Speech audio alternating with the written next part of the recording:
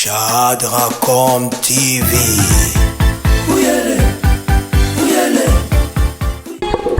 Oui, bonjour. Je commence par me présenter. Je m'appelle Monsieur Eric Kalumbu.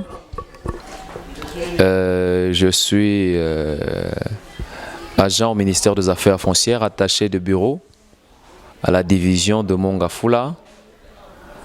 Alors au bureau d'enregistrement et notariat, je profite de l'occasion pour saluer tous mes collègues de service, mes chefs de bureau, le conservateur Kilangalanga. Je salue le chef de bureau Frédéric Louasakafinga. Je salue tout le monde. Et en même temps, je suis pasteur de l'église Maranatha à Mongafula. Mais là, je ne suis pas dans la casquette de pasteur, je suis dans la casquette scientifique d'un agent au ministère des Affaires foncières pour vous parler de ce thème intitulé « Le conflit foncier, cause et remède ». Le conflit foncier. Alors, c'est un grand thème, tel que vous l'avez entendu. Vous allez vous rendre compte de nos jours, il y a plusieurs problèmes devant le cours des tribunaux. Il y a des problèmes de divorce, il y a des problèmes de criminalité. Mais les dossiers les plus élevés qui sont traités devant le cours des tribunaux, ce sont les dossiers liés au conflit foncier. Voilà pourquoi c'est vraiment important pour nous d'en parler et nous allons essayer de partager avec vous au travers de cette émission. Alors, les conflits fonciers, j'aimerais d'abord commencer par définir c'est quoi, qu'est-ce que nous entendons parler par le conflit foncier. D'entrée déjà, il faut comprendre par conflit foncier indifférent qui oppose deux ou plusieurs personnes sur base d'un fonds. Quand je parle d'un fonds, ce n'est pas l'argent. Le fonds que dont nous sommes en train de faire allusion, c'est la terre. La terre. Vous savez que la terre a toujours été source et objet de plusieurs convoitises, de problèmes. Plusieurs personnes sont mortes à cause de conflits fonciers, à cause de petits problèmes liés au conflit des terres. Non, il a pris une partie de ma parcelle. Non, il a vendu ma parcelle. Oh non, c'est la parcelle de notre frère. Tout cela, c'est ce qui tourne tout autour de ce que nous appelons les conflits fonciers. Donc, quand déjà il y a une dispute, deux personnes sont en train de se disputer une portion de terre, une concession, un titre de propriété. C'est déjà un conflit foncier. À qui appartient cette portion de terre? À qui appartient ce titre de propriété? Alors c'est déjà un problème qui doit être résolu. C'est ce qu'on appelle le conflit foncier. Ça a lieu avec ce qu'on appelle le domaine foncier.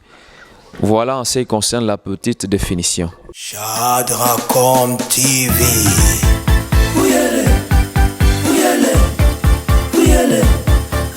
À la deuxième question, c'est de savoir maintenant qui est censé gérer et trouver solution aux problèmes liés au foncier. Au conflit foncier, on doit aller devant qui?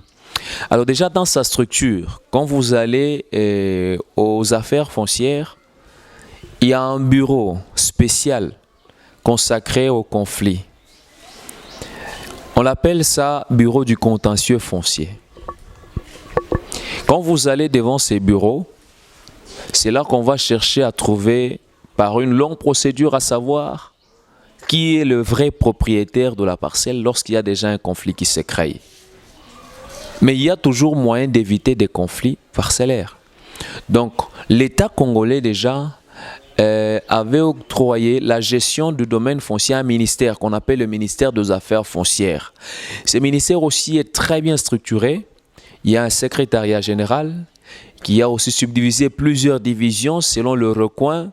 Dans chaque province, il y a 2 divisions. Ici, par exemple, à Kinshasa, il y a plusieurs divisions. Il y a la division de la Gombe, il y a la division de Ngaliema. C'est-à-dire, quand on parle d'une division, par exemple, de Ngaliema, c'est une division qui est en train de gérer tout le dossier se trouvant dans la commune de Ngaliema. Il y a la division de Mongafula, dont je fais partie. C'est une division qui est en train de gérer tout le dossier et entrer aux affaires foncières à Mongafula. Alors, dans chaque division, il y a le bureau du contentieux. Alors, quand quelqu'un a un problème des limites, un problème peut-être d'empiètement, Le voisin a pris quelques mètres sur sa parcelle. Il va s'adresser directement au conservateur des titres immobiliers, celui qui représente l'État congolais dans la division. Et le conservateur va orienter son dossier au bureau du contentieux qui va traiter. Il y a des gens qui vont faire la descente sur terrain, ils vont faire des investigations pour voir qui réellement a raison et qui a tort. Une fois que le dossier est résolu, on va remettre chacun dans ce droit. Mais en dépit de cela, il y a de ceux-là qui vont directement devant la justice. Et quand vous êtes devant la justice, le tribunal va écrire au conservateur pour demander éclaircissement, puisque l'autorité compétente dans le domaine foncier, c'est seulement les affaires foncières, le conservateur ainsi que sa division. Donc même quand l'affaire est devant la justice, le tribunal va toujours adresser une correspondance, une réquisition au conservateur pour éclairer le tribunal par rapport à un conflit qui est présenté devant son office. Voilà en ce qui concerne la personne habilitée à gérer les conflits fonciers. Chadracom TV.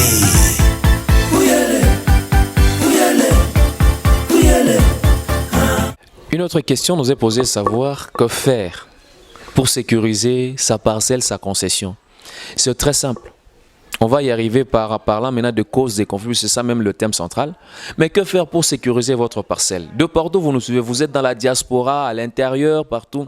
Ne commettez pas trop d'erreurs. La première des choses, vous voulez acheter une parcelle. Commencez par vous renseigner, ne soyez pas pressé. On vous présente seulement un terrain, on dit que non, ça appartient à monsieur tel, et vous allez voir le monsieur, vous lui donnez l'argent. Non. Et si, qu'est-ce qui vous prouve que réellement cette parcelle lui appartient? Donc la première des choses, ayez toute votre maîtrise. Avant de vous engager dans le foncier, commencez par vous renseigner. J'insiste, commencez par vous renseigner. Faites des investigations nécessaires. C'est-à-dire, vous avez apprécié une parcelle, c'est bien bon. Cherchez à savoir qui est le propriétaire de cette parcelle. On vous dit que la parcelle appartient à M. Kassongo. Très bien. Allez voir M. Kassongo en personne, pas par personne interposée. On vous dit que non, M. Kassongo n'est pas là, donnez-nous seulement, on va lui donner, lui. Non, non, vous risquez de commettre des... C'est là que naissent même le conflit.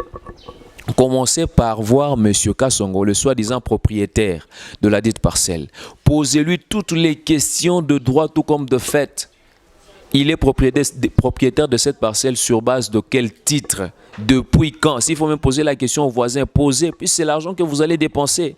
Il vous dira que non, je suis propriétaire de cette parcelle depuis 2010 par exemple. Ok, quels sont les titres? Il vous montre les titres. Attention, quand il y a par exemple des fiches parcellaires, cherchez à savoir si le terrain en question ou bien la partie en question ou bien la commune où le quartier n'est pas loti. Quand je parle de loti, c'est-à-dire si ce n'est pas un quartier qui est déjà cadastré, il y a déjà des titres, il y a déjà des numéros cadastraux. Si c'est un coin qui est déjà cadastré, quelqu'un vous présente des fiches, commencez déjà par douter. Puis si c'est un coin déjà qui est cadastré, on ne doit pas vous présenter des fiches parcellaires. On doit vous présenter des titres émanant du ministère des Affaires foncières, précisément du cadastre. Quelqu'un a un contrat de location, il y a un certificat d'enregistrement, il y a un contrat de concession perpétuelle, il a un contrat d'amphithéose, voilà. Puis c'est un coin qui est déjà cadastré. Si ce n'est pas un coin qui est cadastré, il vous montre par exemple des fiches parcellaires. C'est une bonne chose. Si vous pouvez aller encore vérifier à la commune si réellement la véracité, puisque nous sommes au Congo, tout est possible. Hein. On peut même vous fabriquer des fiches parcellaires. Vous pensez que ce sont des véritables, en réalité ce ne sont pas des véritables. Donc allez vous renseigner partout. Une fois que vous avez toutes les précisions possibles, alors là vous pouvez maintenant vous engager. Une fois que vous avez acheté, ne restez pas avec les titres de votre ancien propriétaire. Allez directement aux affaires foncières, à la division du ressort dans lequel se trouve la dite parcelle. Vous allez demander un titre qui correspond maintenant à votre nom, correspondant maintenant à la parcelle.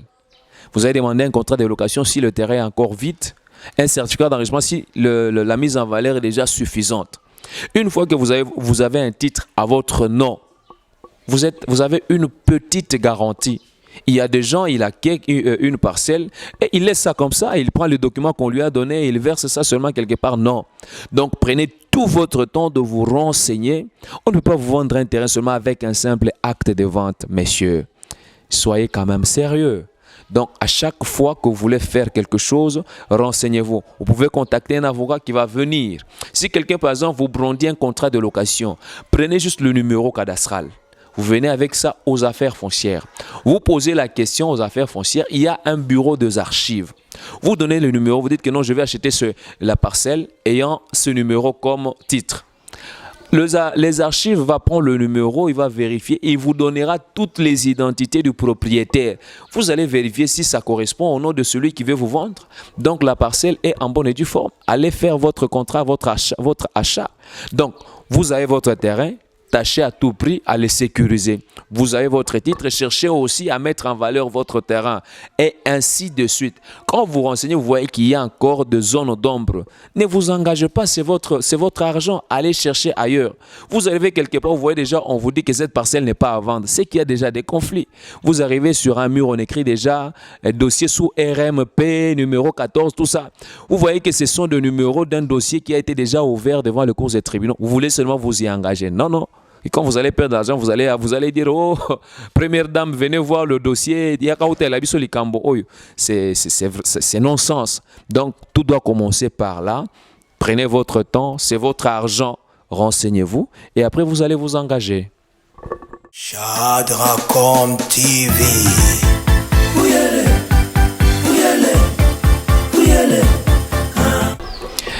Alors, une très bonne question de savoir comment reconnaître un bon document d'un faux. C'est vrai, il y a beaucoup de faux. Quand on parle déjà de vrai, c'est qu'il y a aussi des faux. Quand on parle aussi des faux, c'est qu'il y a aussi de vrai. Comment reconnaître? Alors, chez quelqu'un qui ne s'y connaît pas, c'est difficile qu'il puisse reconnaître que ça c'est un bon, ou bien ça c'est un mauvais. Voilà pourquoi l'homme blanc, quand vous le voyez chez lui, il a un conseiller juridique, il a un conseiller médical, il a aussi un conseiller foncier. Puisqu'il y a des choses qui vont t'échapper. Tu ne sauras pas reconnaître. Je me rappelle, merci beaucoup pour cette question.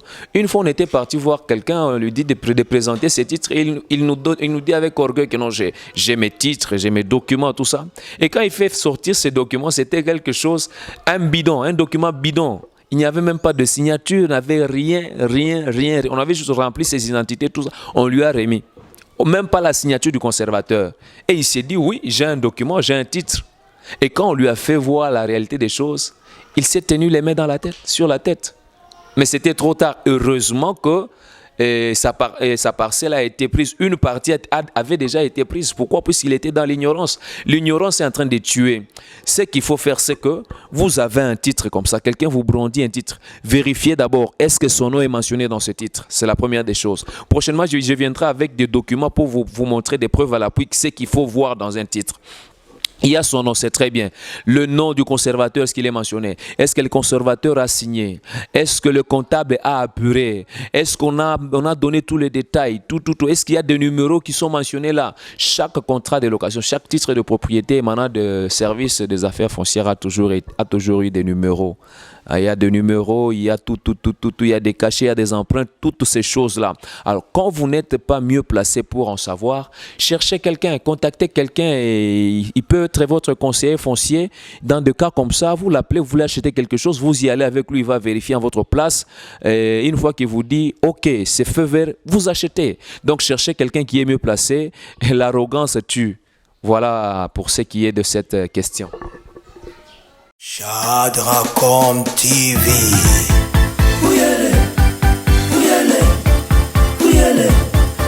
La grande question maintenant dans cette émission, c'est celle-ci. C'est ça même le central. Voilà pourquoi j'aimerais attirer l'attention de vous tous qui nous suivez. C'est très important, c'est très capital. C'est quoi les causes maintenant de ces conflits fonciers? Que faire pour éviter ces conflits? Ça vient d'où? Quelles sont les responsabilités? Qui sont les responsables? Qui sont les agents causeurs de ces conflits fonciers? Beaucoup plus chez nous en République démocratique du Congo. Déjà d'entrée des jeux, je vous dirais que les responsabilités sont partagées. En ce qui concerne les conflits fonciers, les responsabilités sont partagées. Je peux énumérer plus de 5 parties qui sont responsables de conflits. Je vais vous les énumérer. Alors, je commence par le premier responsable de conflits fonciers en République démocratique du Congo. C'est d'abord l'État. L'État congolais est responsable. Une part des responsabilités revient à notre État congolais en ce qui concerne la gestion des affaires foncières. Il y a plusieurs réalités dans ces domaines. Vous savez, le ministère des Affaires foncières, c'est un ministère technique. Alors ça demande beaucoup plus de concentration et d'impression pour que sa gestion soit tellement rigoureuse pour éviter des conflits. Je vous donne un exemple en ce qui concerne l'État congolais. C'est l'État qui publie une loi. C'est l'État qui doit vulgariser cette loi. La loi dit que nul n'est censé ignorer la loi. Mais il faut que ces gens-là soient au courant de cette loi. Il faut que les gens soient informés. Il faut que les gens aient cette loi. Qu'est-ce que nous rencontrons de désagréable? C'est que vous rencontrez des gens qui ne sont pas informés en matière foncière. Ils ne savent pas ce qu'ils doivent faire. Ils savent pas la réalité, la procédure à suivre. C'est là qu'il y a déjà le problème. L'État doit prendre beaucoup de temps pour sensibiliser, pour informer, vulgariser la loi foncière, informer à sa population que non, dans ce domaine, il faut faire ça, il faut faire ça, C'est de la responsabilité de l'État congolais. Des émissions comme ça c'est une émission purement privée. Mais l'État congolais devait organiser des conférences, des colloques. Le Congolais a la facilité de comprendre un message par la comédie, par la chanson. Utiliser les artistes sont là pour faire passer ce message, pour que la population soit informée sur la gestion des affaires foncières. Ça va réduire le taux qui est élevé des conflits fonciers. L'État est responsable d'abord par rapport à la vulgarisation. Deuxièmement, les conditions des agents aux affaires foncières. Les agents qui sont censés traiter les domaines fonciers. Un domaine purement technique. Un domaine qui génère beaucoup de recettes. Je vous informe que le ministère des Affaires foncières, c'est l'un des 5 ministères générateurs de beaucoup de recettes. Mais comment sont traités les agents qui sont censés générer beaucoup de recettes? Vous savez, aux affaires foncières, vous avez des dossiers qui peuvent faire entrer à l'État congolais 1 million de dollars. Mais dites-moi, entre nous soit dite vérité en face. Un agent qui vous touche par exemple une prime, c'est un exemple que je dis, de 10 000 francs, de 5 000 francs par exemple, et il est en face d'un dossier d'1 million de dollars. Il peut préférer prendre ces 1 million de dollars et prendre la poudre de scampette et laisser un conflit foncier qui sera traité devant le cours des tribunaux où l'État sera responsable. Pourquoi? Puisque les conditions ne les mettent pas dans une bonne posture pour résister face à une tentation comme celle-là. Donc la condition de l'agent, quand vous mettez un agent dans de très bonnes conditions, je suis sûr et certain que ça va réduire aussi le taux. Les agents aux affaires foncières, c'est un plaidoyer aussi que je suis en train de faire, ils ne sont pas dans de très bonnes conditions. Qu'on se le dise. Une fois que vous mettez les agents aux affaires foncières dans les très bonnes conditions, je vous garantis que les affaires foncières vont régénérer encore beaucoup plus de recettes qui ne le fait pas. Ce qui entre là peut-être est plus peu que ce qui devrait en principe entrer. J'ai toujours une idée dans ma tête. Quand vous faites par exemple une méthode d'un guichet unique, vous canalisez tout. Vous venez avec 1 million de dollars, vous déposez sur la table, ça entre dans la caisse. Et il y a une chaîne dans la procédure qui s'est fait graduellement sans qu'on ne puisse intervenir ni à gauche ni à droite. Vous allez voir que l'État va régénérer beaucoup de recettes aux affaires foncières, plus que même dans d'autres ministères. Mais qu'est-ce qui s'est fait aujourd'hui? Puisqu'il n'y a pas cette méthodologie du guichet unique, quelqu'un vient avec 200 dollars, il remet à un agent. Cet agent va prendre dans le 200 dollars, il va donner 30 à gauche, 40 à droite et peut-être l'État va se retrouver avec 20. Mais si vous avez un guichet unique, vous mettez l'agent aux affaires foncières dans les bonnes conditions qui puissent exister. Je pense que l'État congolais va générer beaucoup de recettes. Ça, c'est la première responsabilité que j'incombe ça à l'État. La deuxième responsabilité, c'est le chef coutumier. Donc les causeurs de troubles, ces meurtres de troubles, les chefs coutumiers. Je reviens encore à l'État. La loi dit, selon la loi Bakajika, de 73 je pense, le sol et le sous-sol appartiennent à l'État. C'est à l'État de gérer le sol et le sous-sol. Mais ce n'est pas ce qui se fait en pratique. En pratique, c'est les chefs coutumiers qui sont de roi. Vous allez trouver des conflits qui sont créés par le chef coutumier. Qu'est-ce qui se passe?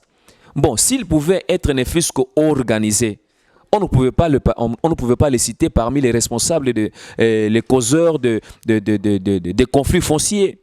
Un chef coutumier, il vous vend aujourd'hui une parcelle. Demain après-demain, c'est son petit frère qui va vendre la même parcelle à une autre personne. Le lendemain, c'est son cousin qui vend la même parcelle à une autre personne. Le lendemain, c'est sa petite amie. Le lendemain, c'est le frère de la soeur de son cousin qui va encore revendre une même parcelle qui est vendue à plus de 14 personnes. Ça crée déjà un conflit, n'est-ce pas? Et quand vous allez revenir, vous dites, ah oh non, comme ça, je vais vous proposer un autre endroit. Il vous propose un autre endroit. Cet endroit encore, il y a encore son petit frère qui vient encore, il va vendre encore. Une autre personne va encore vendre. C'est toujours la cacophonie avec les chefs coutumiers. Il y a un ministère qui gère les chefs coutumiers. Je ne sais pas, ministère, c'est de quoi les coutumiers, tout ça. C'est quoi son rôle? Le rôle de ce ministère. Si on pouvait ne fût-ce que bien structurer, répertorier les chefs coutumiers. Aujourd'hui, vous trouvez quelqu'un qui a un titre déjà que l'État lui a établi. Mais un chef coutumier vient lui dire non, non, c'est moi le propriétaire. Mais bon sang, on est où? On est où là? Vous voyez nos frères qui sont dans la diaspora. Il va envoyer peut-être son argent pour qu'on puisse lui acheter une parcelle. Il va tomber dans un faux pool peut-être. L'argent tombe dans les mains d'un chef coutumier et ce sont des histoires comme ça. Je connais quelqu'un, il est en Europe, il était revenu, il a acheté 2 fois, 3 fois, on a revendu, on a acheté, on a revendu. Maintenant, il avait baillé cette histoire, il est reparti. Le chef coutumier nous crée aussi des conflits. Beaucoup, le chef coutumier. Si on peut réglementer ces domaines, je pense que ça peut ne fût-ce que réduire les cas de conflits fonciers que nous avons aujourd'hui. Donc, je voulais dire, la Bible, non. La Constitution est claire. La loi Bakajika est claire. Le sol et le sous-sol appartiennent à l'État. Laissez à l'État la gestion de la terre. Que l'État puisse imposer aux chefs coutumiers certaines normes pour que ça puisse nous éviter ce cas. Le troisième qui intervient dans ces conflits, ce sont les intermédiaires. Quand je parle des intermédiaires, je vais vous présenter deux personnes. Les avocats et aussi les commissionnaires. Ce sont les intermédiaires entre les affaires foncières et aussi les assujettis. Vous allez voir un avocat qui va parler avec quelqu'un et lui dit non, pour avoir un contrat de location, il faut donner $2000. On lui donne $2000, il vient, il verse aux affaires foncières $200. Ce sont des cas réels que je vous dis. Il dépose $200 et vous allez voir que le dossier peut-être ne va pas évoluer, ça va bloquer et puis ça va créer un conflit. Lui-même, il ne sera pas là, c'est difficile de le poursuivre puisque vous dira que lui, il est lié au résultat et patati patata et ça crée déjà un conflit entre l'assujetti et l'administration. Je demanderai, il y a de ces avocats qui vont même plus loin jusqu'à aller entrer même dans des administrations foncières pour commencer à faire le suivi. Ce sont des cas qui créent encore d'autres conflits. Ce qu'il faut faire, laisser les gens venir, les assujettis, venir eux-mêmes sur place, enquérir des situations, des informations et ainsi de suite. Une fois que la loi est vulgarisée à la télé, ils savent ce qu'il faut faire, chez qui s'adresser. Ça va nous éviter beaucoup de problèmes. Il y a aussi les commissionnaires. Oh mon Dieu. Eux, ils ne visent que leur intérêt. Ils sont prêts à dire à quelqu'un, non, non, ça, cette parcelle, je connais, je suis sûr, il n'y a pas de problème, il n'y a pas de conflit. Lui, il vise quoi? Il vise sa commission. Que l'acheteur puisse seulement acheter, il a sa commission, il s'en va. Mais pendant que toi, tu vas commencer à te battre au tribunal, il y a cause à la thé. C'est là qu'il y a un problème. Le commissionnaire, les intermédiaires, les avocats, ils sont là en train de créer aussi de troubles et des conflits. Donc, tellement que le temps est limité, la télévision, c'est le temps. Je ne saurais pas entrer dans beaucoup plus de détails. Je suis en train juste de vous donner les énoncés. Et à la 4e place, parmi les responsabilités, je pointe aussi du doigt les assujettis. Vous, le propriétaire, vous, la population. La loi nous dit que nul n'est censé ignorer la loi. Vous êtes censé vous informer ci et là, savoir qu'est-ce qui se passe, qu'est-ce qu'il faut faire. Non, non, vous y allez directement. Oh, j'ai l'argent.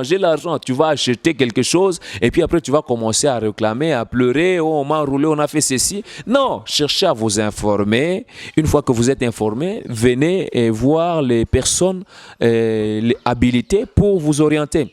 Et enfin, en 5e position, je pointe du doigt aussi les agents aux affaires foncières. Oh, il y a les bons, il y a aussi les mauvais. Là-bas aussi, il y a aussi des loups. Ils sont là. Vous tombez entre leurs mains, vous allez pleurer. C'est pourquoi je reviens à l'État congolais. Si l'État congolais prenait bien en charge l'argent aux affaires foncières, ça va réduire, Je voulais développer selon les responsabilités de chacun de ces 5 que je viens de citer. Malheureusement, le temps ne nous permet pas. Bref, voilà ce qui tourne autour de conflits dans le domaine foncier. Qu'est-ce qu'il faut faire pour éviter? Il faut que l'État prenne sa responsabilité en charge. Il faut que les chefs coutumiers puissent structurer leur façon de faire les choses. Il faut que les commissionnaires, les avocats puissent se limiter à leurs tâches. Il faut que vous, la population, que vous soyez informés du domaine foncier. Il faut que les agents aussi aux affaires foncières puissent aussi, chacun ce qui les concerne, faire son travail correctement pour éviter des conflits fonciers qui sont en train de troubler maintenant les têtes de magistrats, des avocats et de tout le monde. Voilà un peu ce que je voulais dire. Et peut-être pour me présenter, comme je vous ai dit, je m'appelle M. Eric, aux affaires foncières, je suis attaché de bureau. Je travaille avec tout le monde, je suis conseiller foncier de plusieurs. Vous avez besoin de mes conseils, vous avez besoin de vos orientations, je suis là pour vous. Mon numéro, c'est le +243 81 23 81 222. Je reprends, 81 23 81 222. Voilà, que Dieu vous bénisse abondamment et soyez le bienvenu et que la paix soit avec vous.